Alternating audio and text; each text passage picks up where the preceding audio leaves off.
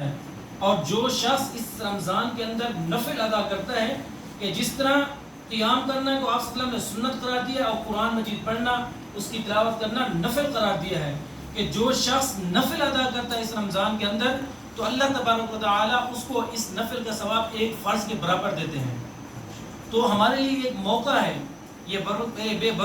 ببرکت محفل بھی ہے اور یہ اللہ تعالی کی طرف سے خوبصورت ہمارے لیے موقع ہے۔ تو ہمیں چاہیے کہ ہم اس خوبصورت موقع سے فائدہ اٹھائیں اور ایک زندگی کا ایک ایک لمحہ اور اس رمضان کا ایک ایک تھوڑا سا ٹائم بھی ہم جو ہے وہ ضائع نہ کریں، کیونکہ ہم میں سے کسی کو یہ پتہ نہیں ہے کہ شاید کہ ہماری زندگی میں دوبارہ کبھی رمضان آئے گا یا نہیں آئے گا، یہ کسی کو معلوم نہیں ہے۔ یہ تراویح یا قرآن مجید کو پڑھنا اور یہ سارا دن روزہ رکھنا یہ کسی کو پتہ نہیں ہے کہ شاید آج ہم ہیں کل ہم نہ ہوں، ایک سانس آ رہا ہے دوسرا آئے یا نہ، یہ کسی کو پتہ نہیں ہے۔ تو اس لیے اللہ تبارک و تعالی نے انسان کو یہ موقع دیا ہے کہ انسان کو چاہیے کہ وہ سیدھے راستے پر آئے۔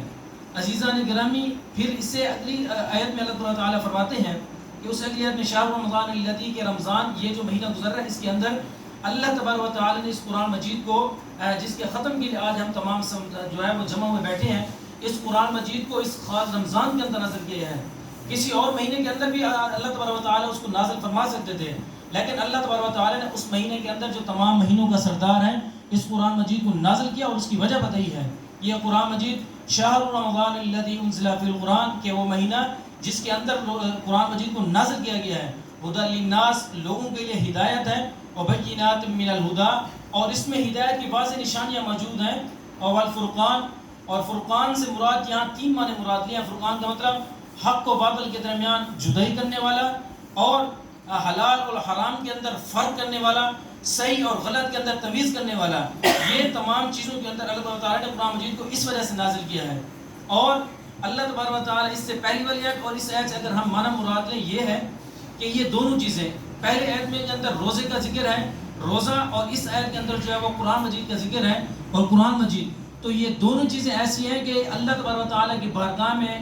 جب یہ میلہ سجے گا اور یہ جب یہ فیصلے والا دن ہوگا، جب قیامت ہوگی، تو اس دن یہ دونوں چیزیں جو ہیں وہ انسان کے لیے اس اللہ کی بارگاہ میں جس کے اس کے علاوہ کسی کا کوئی بس نہیں چلے گا، اس بارگاہ میں انسان کے لیے سفارش کریں گے کہ روزہ یہ کہے گا اللہ کہ اس انسان نے پورا دن کھانا پینا چھوڑ دیا اور وہ چیزیں جو حلال تھی اس نے پھر بھی وہ چھوڑ دی صرف تیری رضا کے لیے، تو اس وجہ سے اپنی بارگاہ میں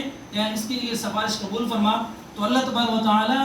اس روزے کی سفارش قبول فرمائیں گے تو اس انسان کے تمام گناہوں کو معاف فرما دیں گے اور اس کے لیے جنت کا فیصلہ کریں گے۔ اور پھر قرآن مجید آئے گا اللہ کی بارگاہ میں عرض کرے گا اللہ اس شخص نے رات کو سونا چھوڑ دیا تھا، تیری رضا کے لیے اس نے راتوں کو قیام کیا، راتوں کو جاگا، قیام اللیل پڑھے، تراویح پڑھی اور اس کے علاوہ دوسری عبادات بھی کی صرف تیری رضا کے لیے۔ اللہ آج کے دن میں سفارش لے کر تیری بارگاہ میں حاضر ہوا ہوں، میری وجہ سے اس کے گناہوں کو معاف فرما دیں۔ تو اللہ تبارک و تعالیٰ کو بہت اس کی سفارش پسند آئے گی۔ تو اللہ تبارک و تعالیٰ یہ فرمائے کہ جا میں نے تجھے بھی معاف کیا اور تیرے لیے بھی جنت کا فیصلہ کیا ہے۔